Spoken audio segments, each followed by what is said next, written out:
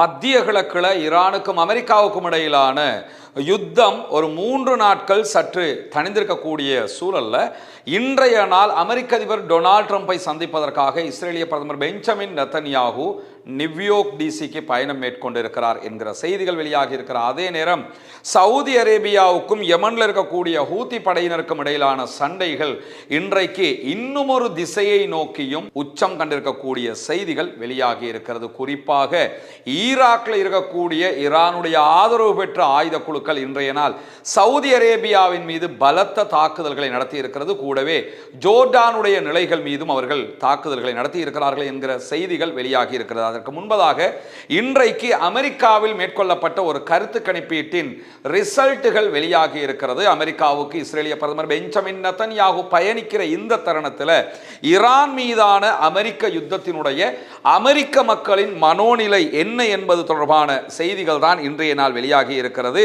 இன்றைக்கு நடத்தப்பட்டிருக்கக்கூடிய இந்த கருத்து கணிப்பீட்டில் 76% அமெரிக்கர்கள் நாம் எதிர்பார்த்ததை விட ட்ரம்பினுடைய நிர்வாகம் மிகவும் சவாலாக ஈரானுடைய யுத்தத்தை எதிர்கொண்டிருக்கிறது, நினைச்ச மாதிரி ஈஸியா நடக்கல, அது மிகப்பெரிய சவாலானது ஈரானை வீழ்த்துவது என்று 76% அமெரிக்கர்கள் நம்புகிறார்கள் என்று கருத்து கணிப்பீடு சொல்லுகிறது. இது ஒவ்வொரு நாளும் நாளுக்கு நாள் இந்த எண்ணிக்கை அதிகரித்து கொண்டே வருகிறது. கடந்த வாரம் நம்ம எடுத்துக்கிட்டோம்னா இதைவிட கீழ்நிலையில் இருந்த மக்களுடைய மனோநிலை இப்பொழுது இன்னும் மேலே வந்திருக்கிறது. எனவே எதிர்வரக்கூடிய நவம்பர் மாத தேர்தல் என்பது அமெரிக்க அதிபர் டொனால்ட் ட்ரம்புக்கு மிக மிக சவாலானதாக மாறப்போகிறது. குறிப்பாக ஜூலை மாதம் 22 தொடக்கம் 24 தேதிகளுக்கு இடையில சிபிஎஸ் நியூஸ் அதே போன்று யூகோ நடத்தி இருக்கக்கூடிய கருத்து கணிப்புல பதிலளித்த மக்கள்ல 20% பேர் யுத்தம் எதிர்பார்த்தபடி நடந்திருக்கிறது என்று சொல்லி இருக்கிறார்கள். வெறும் 20% தான் அமெரிக்க அதிபர் டொனால்ட் ட்ரம்பினுடைய தாக்குதலுக்கு ஆதரவாக பேசியிருக்கக்கூடிய சூழல்ல 4% பேர் அது எதிர்பார்த்ததை விட எளிதாக ரொம்ப ஈஸியாக நடந்துருச்சு அப்படின்னு நம்பியிருக்கிறாங்க. அமெரிக்காவிலும் இப்படி 4% பேர் இருக்கிறாங்க. இந்த 4 விதமா பேசுற 4 பேர் சொல்லுவோம், அது மாதிரி நம்பர் 1 மடையர்கள் 4% பேர் இருந்திருக்கிறாங்கிறத நம்ம பார்க்கும் போதே தெரியுது. அதனாலதான் அந்த 4% பேர் நினைச்சதை விட எளிதாக ஈரான் வார ஜெயிச்சிட்டாங்க அமெரிக்கா அப்படின்னு நினைச்சிருக்கிறாங்க. இப்ப கேட்டா ஹாமனிய கொன்றதுனால ஈரானே அமெரிக்கா தான் பிடிச்சிருக்குன்னு சொன்னாலும் இந்த 4% பேர் சொல்லுவாங்க. அந்த மாதிரி ஒரு குரூப்னு பார்க்கறதுக்கே தெரிகிறது. இதே நேரத்தில் 58% பேர் நடந்து வரக்கூடிய மோதல்களை நிச்சயமற்றதாக கருதுகிறார்கள். இது எப்படி போய் முடியும்னு எங்களால் சொல்ல முடியாது என்று சொல்லி இருக்கிறார்கள். 57% பேர் இந்த அமெரிக்காவினுடைய தாக்குதல்கள் விரக்தியை தருவதாக சொல்லி இருக்கிறார்கள். இதெல்லாம் தேவையா என்கிற விதமாக கருத்துக்களை சொல்லி இருக்கிறார். அதே நேரம் 36% பேர் அவநம்பிக்கையை வெளிப்படுத்த 19% பேர் மட்டுமே நம்பிக்கையுடன் இருப்பதாகவும் சொல்லி இருக்கிறார்கள்.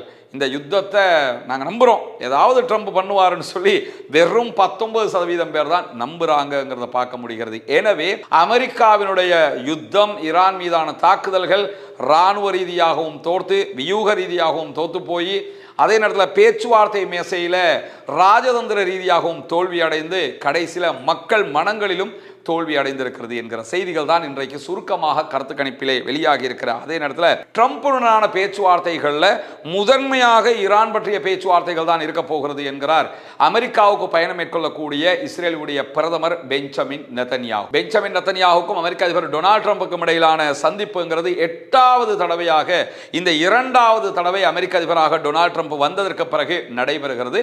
இந்த நிலையில தான் இந்த சந்திப்பில் ஈரானுடைய பேச்சுக்களை முதன்மை அவர் சொல்லி இருக்கிறார். அது மட்டுமல்லாம இஸ்ரேலுங்கிற பாலஸ்தீனத்தை ஆக்கிரமித்து உருவாக்கப்பட்ட பகுதியை பாதுகாப்பதும் அவர்களுடைய நலன்களை பாதுகாப்பது தான் எங்களுக்கு ரொம்ப முக்கியமானது. எனவே அதுக்காக நாங்கள் எதையும் பண்ணுவோம் என்று கருத்து தெரிவித்திருக்கக்கூடிய இஸ்ரேலிய பிரதமர் பெஞ்சமின் நெத்தன்யாகு அமெரிக்க அதிபர் டொனால்ட் ட்ரம்பை ஈரானுடனான ஒப்பந்த விவகாரத்தில் வலிக்கு எடுத்துக்கொள்வாரா என்கிற கேள்விகள் இருக்கிறது. ஏன்னா அமெரிக்கா இந்த யுத்தத்திலிருந்து எப்படியாவது வெளியேறணும்னு நினைக்கிறாங்க. அதற்கு முடியாமல் இருக்கக்கூடிய சூழல்ல தொடர்ந்து அமெரிக்கா யுத்தம் பண்ணணும் என்கிற ஒரு நிலைப்பாட்டில் தான் இஸ்ரேல் இருக்கிறது. அந்த நிலைப்பாட்டை உறுதிப்படுத்துவாரா இஸ்ரேலிய பிரதமர் பெஞ்சமின் நெத்தன்யாகு என்பதை இந்த பேச்சுவார்த்தைகளுக்கு பிறகுதான் நாம் பார்க்க முடியும். எனவே பேச்சுவார்த்தை தோல்வியா வெற்றியா என்பதை நாளை நாம் பார்த்து விடலாம். இதற்கு மத்தியிலே இன்றைக்கு வெளியாக இருக்கக்கூடிய இன்னும் ஒரு முக்கியமான செய்தி என்னன்னு கேட்டா, அமெரிக்காவினுடைய முக்கியமான தளபதிகள் நடத்தி இருக்கக்கூடிய ஒரு ஊடக சந்திப்பு இன்றைக்கு நடைபெற்றிருக்கிறது. ஆக்சியோஸ் இது தொடர்பான பல செய்திகளை வெளியிட்டிருக்கிறார்கள். அந்த செய்திகளில் வெளியிடப்பட்டிருக்கக்கூடிய முக்கியமான அம்சம் என்னன்னு கேட்டா, ஈரானுடனான பேச்சுவார்த்தைகள் தோல்வியுற்றால் கடுமையான தாக்குதல்களை மீண்டும் ஈரான் மீது அமெரிக்க அதிபர் டொனால்ட் ட்ரம்ப் நடத்த இருக்கிறாரு என்று செய்திகள் சொல்கிறது. ஆனால் உண்மை அதுவல்ல. அதுக்கு மாற்றமான ஒரு முக்கியமான செய்தியும் இன்றைக்கு வெளியாகி இருக்கிற அதே நேரத்தில் அமெரிக்கா ஈரானுடன் மிக ஆழமான பேச்சுவார்த்தைகளை நடத்தி வருகிறது என்று சொல்லக்கூடிய அமெரிக்க அதிபர் டொனால்ட் ட்ரம்ப் மேலதிகமாக என்ன சொல்றாருன்னா, இந்த பேச்சுவார்த்தைகள் சக்சஸ்ஃபுல்லாக நடக்கல என்று சொன்னா நாங்கள் உச்சகட்டமான ஆழமான தாக்குதல்களை ஈரான் மேல நடத்துவோம் அப்படின்னு சொல்லியிருக்கிறாரு. ஆனால் இந்த பேச்சுக்களுக்கு மத்தியில் அமெரிக்க அதிபர் டொனால்ட் ட்ரம்ப் அடிக்கடி சொல்லி வந்த ஒன்றுதான், ஈரான் கெஞ்சுது, கதறுது, காலில் விழுவுது, எங்ககிட்ட யுத்தத்தை நிறுத்துங்க, சமாதானமா போவோம்னு கேட்கறாங்கன்னு சொன்னாங்க. ஆனா உலகத்துக்கே தெரியும் ஈரான் கெஞ்சவே இல்லை, ஈரான் வலுவாக நிற்கிறது என்று. இந்த நிலையில ஈரான் கெஞ்சல, அமெரிக்கா தான் யுத்த நிறுத்தத்தை வேண்டி நிற்கிறது என்கிற செய்திகள் இன்றைக்கு உறுதிப்படுத்தப்பட்ட செய்திகளாக வெளியாகி இருப்பதை நம்ம பார்க்க முடியும். காரணம் என்னன்னு கேட்டா, ஈரானுக்கு எதிரான இந்த 2 வார கால 2ஆம் கட்ட தாக்குதல்களையும் அமெரிக்க அதிபர் டொனால்ட் ட்ரம்புக்கு அமெரிக்க அதிகாரிகளால் சொல்லப்பட்டிருக்கக்கூடிய செய்தியாக ஆக்சியோஸ் என்ன சொல்றாங்கன்னா, நம்மகிட்ட டிஃபென்சிவ் வெப்பன்ஸ் குறைஞ்சிருச்சு, ஈரானுக்கு அடிக்கிற வெப்பன்ஸை நம்ம ஏதோ ஒன்று பண்ணிக்கலாம், ஆனா ஈரான் மாறி அமெரிக்க ஆதரவு பெற்ற அரபு நாடுகள் மேல அட்டாக் பண்றாங்க, அந்த அட்டாக்கை தடுக்கிறதுக்குரிய டிஃபென்சிவ் ஏவுகணைகள் நம்ம கிட்ட கிடையாது, ரொம்ப குறைஞ்சிருச்சு. எனவே நம்ம அவங்களுக்கு அடிக்க நம்முடைய நட்பு நாடுகள் மேலேயும் நம்முடைய நட்பு நாடுகளில் இருக்கக்கூடிய தளங்கள் மேலேயும் கடும் தாக்குதல்களை அவர்கள் நடத்துவார்கள். இதை தவிர்க்கணுமாக இருந்தால் இந்த யுத்தத்தை நிறுத்துங்க, நம்மகிட்ட ஆயுத பற்றாக்குறை இருக்கிறது என்பதை அவர்கள் சொல்லி இருக்கக்கூடிய செய்திகளாக நம்ம பார்க்க முடியும். எனவே அமெரிக்கா இதிலே ரொம்ப அடி வாங்குறாங்க, பின்வாங்கி இருக்கிறாங்க என்கிற செய்திகளுக்கு மத்தியில் சவுதி அரேபியா, ஜோர்டான், ஈராக் ஆகிய பகுதிகளில் இன்றைக்கு ஆளில்லா விமான தாக்குதல்கள் நடத்தப்பட்டிருக்கிறது. இந்த விமான தாக்குதல்களை ஈரான் நடத்தவில்லை. ஈரானுடைய ஆதரவு பெற்ற ஈராக்குக்குள்ளே இருக்கக்கூடிய கதாய்பு ஹிஸ்புல்லா அமைப்பினரும் இன்னும் சில அமைப்பினரும் தான் நடத்தி இருக்கிறார்கள். இதற்கான காரணம் என்னன்னு கேட்டா, சவுதி அரேபியாவுக்கும் யமன்ல இருக்கக்கூடிய ஹவுதீஸ் படைப்பிரிவுக்கும் இடையிலான சண்டையில யமன்ல இருக்கக்கூடிய ஹவுதீஸுக்கு ஆதரவாக, அன்சாருல்லா என்று சொல்லக்கூடிய ஹவுதீஸ் படைப்பிரிவுக்கு ஆதரவாகத்தான் இந்த தாக்குதல்களை அவர்கள் நடத்தி இருக்கிறார்கள். இதுல ஜோர்டான் மீது நடத்தப்பட்ட தாக்குதல்கள் பெரிய தாக்குதல்களாக இல்லை, ஓரளவுக்கு குறைவான தாக்குதல்கள் தான்.